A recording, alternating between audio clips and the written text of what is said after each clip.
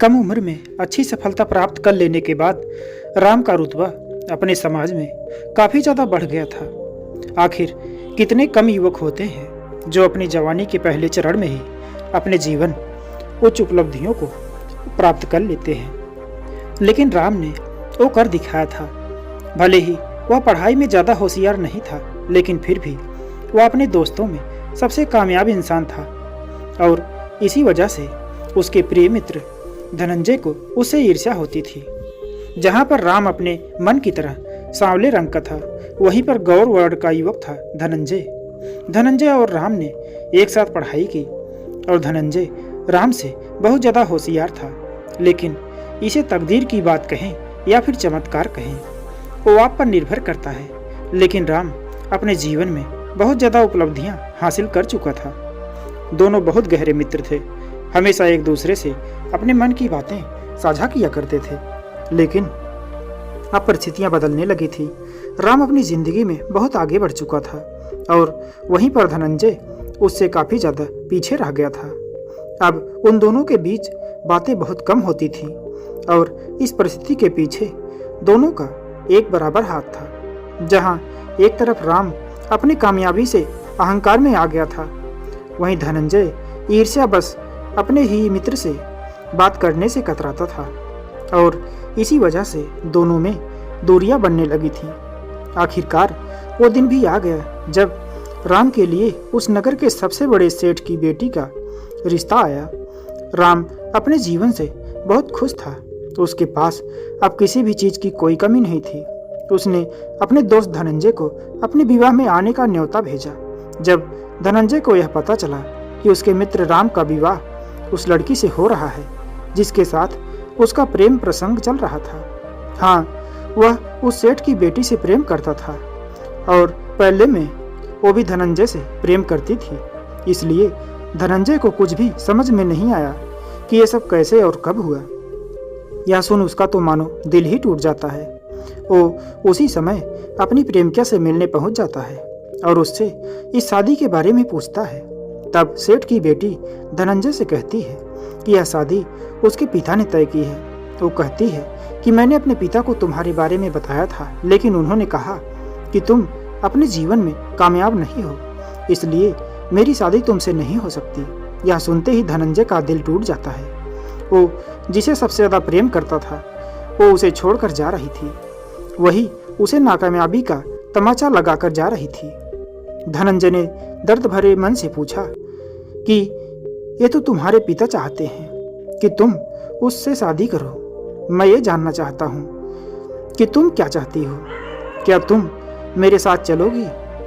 हम दोनों भाग सकते हैं, दूर जाकर कोई दूसरा संसार बसा सकते हैं। क्या तुम मेरे साथ चल सकती हो? यह सुन उसके प्रेमिका कहती है कि नहीं, मैं अपने पिताजी को छोड़कर नहीं जा सकती। यदि मैं अपने पिताजी को छोड़कर चली गई तो वो जीवित नहीं रह पाएंगे, वो अपने प्राण त्याग देंगे और मैं अपने पिता की मौत का कारण नहीं बन सकती। और यह कहकर वह वहाँ से भाग जाती है। उसके बाद धनंजय ने ना तो उस शादी में गया और ना ही उस शादी को रोक पाया। वो बस अपने ही गम में डूब गया था। उसे कोई रास्ता नजर ही नहीं आ रहा था और वो इसलिए उस शहर को ही छोड़कर हमेशा हमेशा के लिए कहीं दूर चला जाता है। कोई नहीं जानता कि वो कहाँ है। बिना किसी को बताए वो चला जाता है। उसके दोस्त उसे ढूंढने की बहुत कोशिश करते हैं, लेकिन उन्हें धनंजय के बारे में कुछ पता नहीं चलता। आखिरकार काफ़ी समय बीत गया, जीवन चक्र चलता रहा। अब वर्षों बाद राम बूढ़ा हो चुका था। उसकी पत्नी अब चल बसी थी और उसके बच्चे अब बड़े हो चुके थे। उसके बच्चे उसकी कोई बात नहीं सुनते थे। वो खुद को अपने पिता से अधिक समझदार समझते थे, इसलिए उनकी कोई भी सीख, कोई भी समझ अपनाते नहीं थे, बल्कि उसका मजाक बना देते थे। राम अब अपने जीवन से बहुत परेशान हो चुका था। अब वक्त पहले जैसा नहीं रह गया। वक्त ने करवट ले ली थी, जो कि वक्त की फितरत है। जो समझदार है वह जानते हैं कि वक्त बदलेगा जरूर। कब बदलेगा यह नहीं कह सकते, लेकिन जिस दिन बदलेगा उस दिन तुम्हारा सुख दुख में बदल जाएगा और तुम्हारा दुख सुख में बदल जाएगा। और इसी प्रकार का राम का हंसता खेलता जीवन पूरी तरह से दुखमय हो चुका था। एक दिन राम बिना किसी को कुछ बताए अपने घर को छोड़कर वहां से चला जाता है। वो भी उस नगर से गायब हो जाता है। उसके बच्चे उसे खोजने की बहुत कोशिश करते हैं, लेकिन उन्हें राम की कोई खबर नहीं मिलती। यूं ही कई महीनों तक भटकने के बाद राम को हिमालय की तलहटियों में अपना दोस्त धनंजय मिल जाता है। धनंजय ने बौद्ध भिक्षु का जीवन धारण कर रखा था और उसके हाथ में एक भिक्षा पात्र भी था। दोनों ने एक दूसरे को देखकर पहचान लेते हैं। धनंजय ने राम को अपनी कुटिया में आने का आमंत्रण दिया। धनंजय आगे चल रहा था और श्याम पीछे पीछे चल रहा था। घना जंगल था और अंधेरा हो रहा था। राम को यह चिंता सता रही थी कि कोई जंगली जानवर उस पर हमला न कर दे। इसलिए उसने अपने दोस्त से पूछा कि तुम्हारी कुटिया और कितनी दूर है। इसका जवाब देते हुए धनंजय ने कहा कि यहाँ से कुछ ही दूरी पर मेरी कुटिया है। तुम चिंता मत करो, यहाँ पर कोई जंगली जानवर नहीं आते। यह सुनकर राम हक्का बक्का हो गया। वह यह सोचने लगता है कि इसे मेरे मन की बात कैसे पता चली। इसने एक कैसे जान लिया कि कैसे पढ़ लिया कि मेरे मन में जंगली जानवर का भय बना हुआ है। मैंने तो इससे कुछ भी नहीं बताया, तो फिर आखिरकार इसने कैसे मेरे मन की बात को पढ़ लिया। आखिर वह कौन सी विधि है जिससे हम दूसरे की मन की बात को जान लेते हैं? क्या ऐसा सच में होता है? ऐसे कई सारे सवाल उसके मन में आने लगे। यूं तो उसके मन में बहुत सारे सवाल चल रहे थे। वो अपने दोस्त से पूछना भी चाहता था कि इतने साल वो कहाँ पर था और उसने क्या क्या किया, लेकिन सबसे पहले उसने यही पूछा कि तुमने मेरे मन की बात कैसे जान ली? मैंने तो तुमसे कुछ कहा भी नहीं, फिर तुम्हें ये कैसे पता चला गया? क्या ये कोई विद्या है, कोई ज्ञान है जो तुमने सीखा है? यह सुनकर धनंजय ने मुस्कुराते हुए कहा कि ये ना तो कोई विद्या है और ना ही कोई चमत्कार। यह तो तुम्हारी वाणी से स्पष्ट हो रहा था। तुम जिस प्रकार बोल रहे थे, तुम्हारे बोलने में वो डर प्रदर्शित हो रहा था। मैं तो बस सुन रहा था और सुनने मात्र से मुझे पता चल गया कि तुम कितना डरे हुए हो। राम ने कहा कि अरे यार, मुझे तो खुद पता नहीं कि मैंने ये शब्द किस भाव में बोले, किस प्रकार बोले। मुझे तो याद भी नहीं है। मैं तो भूल भी चुका हूँ और तुम कह रहे हो कि मैं बहुत डरा हुआ था। चलते चलते वो बातें कर रहे थे और कुटिया के नजदीक पहुंच चुके थे। कुटिया के प्रांगण में प्रवेश करते हुए राम ने देखा कि कुटिया के बाहर बहुत छोटी सी बगिया लगाई हुई है, जिसमें बहुत सुंदर सुंदर फूल लगे हुए हैं, साथ ही कुछ सब्जियां भी उगी हैं। उसके बाद उन दोनों ने कुटिया में प्रवेश किया। राम के मन में बहुत सारे सवाल चल रहे थे। उनको भांपते हुए धनंजय ने कहना शुरू किया, दोस्त, मैं जानता हूँ कि तुम्हारे भीतर कई सारे सवाल होंगे कि अचानक मैं कहाँ गायब हो गया था। अब मैं स्वयं उस पड़ाव पर आ चुका हूँ जहाँ मेरे लिए कुछ भी छुपाना या कुछ भी बताना एक सामान्य सी बात है। धनंजय ने अपने दोस्त राम को बताया कि जिस लड़की से तुम्हारी शादी हुई थी वो मेरी ही प्रेमिका थी और उससे मैं बहुत टूट गया था। मेरा मन बहुत दुखी हो गया था। मैं उस नगर में रहना ही नहीं चाहता था। इसलिए एक दिन मैंने उस नगर को त्याग दिया और फिर मैं उस नगर को छोड़कर चला गया। मैं स्वयं नहीं जानता था कि मैं उसके बाद कहाँ जाऊँगा।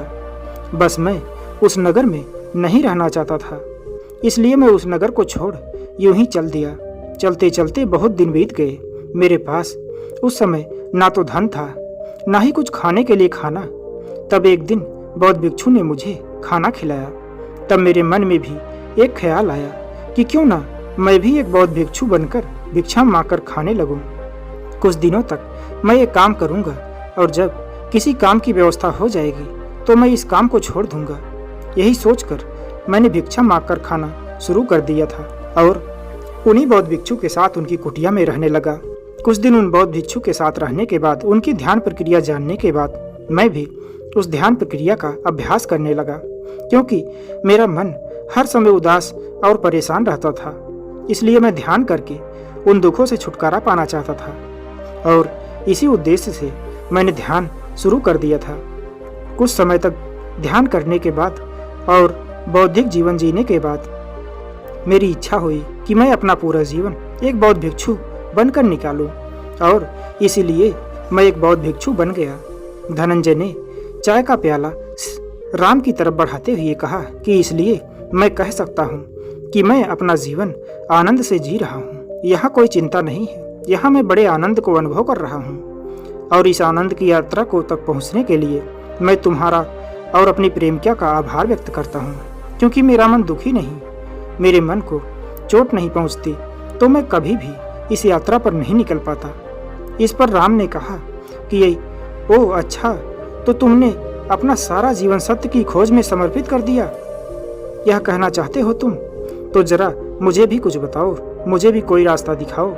मैंने भी अपने जीवन से परेशान होकर अपना सब कुछ त्याग दिया। अब मैं भी सत्य की खोज करना चाहता हूँ। मैं भी चाहता हूँ कि मैं भी अपने जीवन में असली आनंद को पहचान सकूं। तुम मेरे मित्र हो, क्या मुझे ज्ञान की बातें नहीं बताओगे? तब धनंजय ने कहा कि सारा ज्ञान, सारी बातें, सारा ध्यान, सब कुछ एक ही सत्य में निहित है। किसी भी प्रकार तुम सत्य की यात्रा पर तो निकलो, कोई तो कारण बने जो तुम्हें सत्य की यात्रा पर निकलने के लिए प्रेरित करे। धनंजय ने कहा कि मेरे जीवन में एक घड़ी पहले आ गई थी, कुछ लोगों के जीवन में एक घड़ी बाद में आती है, जैसे तुम्हारे जीवन में। अब तुम ये समझ आया कि सत्य की खोज, आनंद क्यों जरूरी है। लेकिन एकमात्र सत्य यही है कि किसी न किसी दिन हर एक प्राणी को सत्य की खोज के लिए, अपने परमानंद की खोज के लिए निकलना ही पड़ेगा। आज नहीं तो कल वह अपने सुख और दुख इन दोनों से उबता ही जाएगा, यानी कि उब जाएगा। और मन के उबने के बाद मन उस झरने की तरफ निकलता है, उस स्रोत की तरफ निकलता है जो उसके मन को ठंडा कर देता है, उसके मन में शांति भर दे उदय कर देता है। चाय की आखिरी घूंट लेते हुए राम ने धनंजय से पूछा कि दोस्त, एक आखिरी बात और बताओ, सत्य की खोज करने से, यानी कि ध्यान करने से हमारे अंदर क्या बदलाव आते हैं? तुम्हारे अंदर तुमने क्या बदलाव महसूस किए? धनंजय, जो कि एक बौद्ध भिक्षु था, उसने बताया कि ध्यान हमें जगाने का काम करता है, हमें जागृति की तरफ ले जाता है। हमारी चेतना जो सोई हुई है उस पर पर्दा हटाकर, माया का जाल हटाकर हमें होश में लेकर आता है। अभी हम जंगल से आ रहे थे तो मैंने कैसे पहचान लिया कि तुम्हारी वाणी में, तुम्हारे शब्दों में डर का एहसास है। वो किस वजह से हो पाया? क्योंकि मैं तुम्हें सुन रहा था, सिर्फ सुन रहा था। इसके अलावा मैं कुछ भी नहीं सोच रहा था। मतलब कि मैं जागा हुआ था, पूर्ण रूप से जगा हुआ था, वहां पर मौजूद था। वहां पर सिर्फ मेरा शरीर नहीं था, मेरे कदम नहीं चल रहे थे, बल्कि मैं पूर्ण रूप से मौजूद था। मेरे कान भी जगे हुए थे। जब मेरे कानों में तुम्हारे शब्द पड़े तो मेरे मस्तिष्क ने तुरंत समझ लिया था कि तुम डरे हुए हो, भय में हो। ध्यान हमें सिर्फ पूर्ण रूप से मौजूद होने की प्रक्रिया देता है, कैसे हम निरंतर होश में रह सकें, जगे रह सकें, पूर्ण रूप से हमारे तन का रोम रोम जगा हो, जागरूक हो। और जब ये जागरूकता आती है तो किसी भी काम को बड़ी आसानी के साथ सफल बना सकते हैं। किसी भी काम की कामयाबी इसी बात पर निर्भर करती है कि आप कितने मौजूद होकर उस काम को कर पाते हैं। चाहे खत्म हो चुकी थी, रात भी काफ़ी हो चुकी थी। दोनों दोस्तों की ये चर्चा काफ़ी गहरी थी और इस चर्चा से, इस उद्देश्य से राम का मन भी बदलने लगा था। उसे भी कुछ कुछ एहसास होने लगा था कि जीवन में ज़्यादा जरूरी क्या है। भले ही वो इस यात्रा पर देरी से निकला, लेकिन आखिर निकला तो। उसे इस बात की खुशी थी कि जहाँ जागे वहाँ सवेरा। उसे इस बात का सुकून था कि इतने साल सोए रहने के बाद आखिरकार आज उसकी नींद टूट गई। अब वो भी अपने जीवन की एक नई यात्रा शुरू करेगा, सत्य की खोज में निकलेगा, उस आनंद को अनुभव करके देखेगा। किसी की बात पर विश्वास नहीं करेगा जब तक वो खुद इस बात का एहसास ना कर ले। और उसे पता चल चुका था कि इसकी शुरुआत उसे ध्यान से ही करनी होगी। इसलिए उसने वहीं अपने दोस्त के साथ कुटिया में रहते हुए कुछ दिन ध्यान सीखना शुरू कर दिया। कुछ दिनों के ध्यान अभ्यास के बाद उसका मन भी शांत होने लगा था।